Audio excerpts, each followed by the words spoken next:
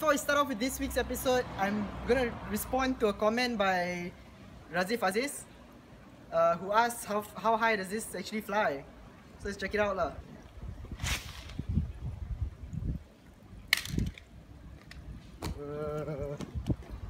Oh man, so gross. Maybe about 5 feet.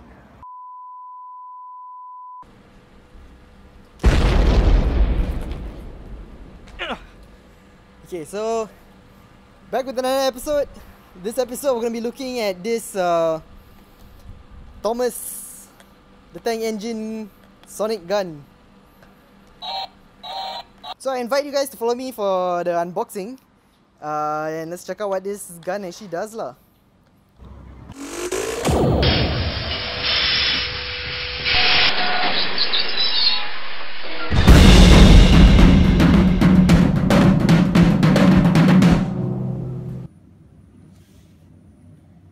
The box this gun comes in is actually pretty cool. There's a portion in the front that's perforated, so you can tear it off and turn the box into a display with the gun inside. But I'm not going to do that lah, because you know, I'm a damn serious collector. Gotta keep the box mint. Anyway, inside the box is just the gun. The shopkeeper offered to put the batteries in for me at the shop, so it's already loaded and I can start playing with it right away. And the thing is, she insisted on putting the batteries in for me. It was like she was so thankful that someone is finally buying this toy that was collecting dust at the back of the shop. But this whole thing is actually pretty straightforward lah.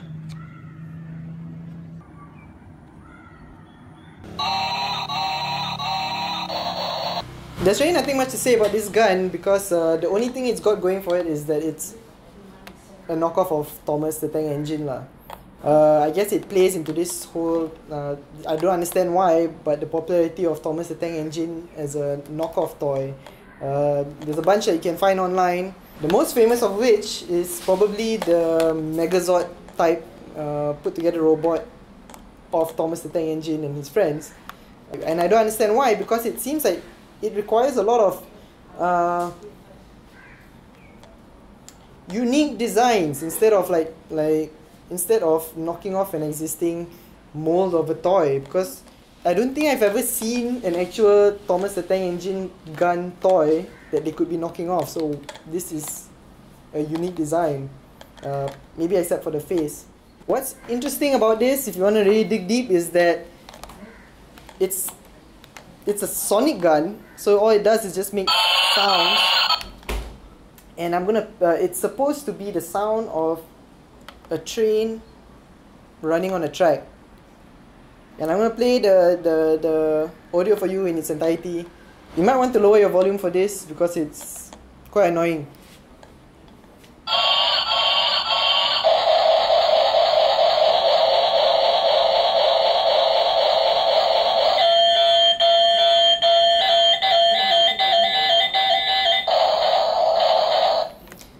And then it repeats.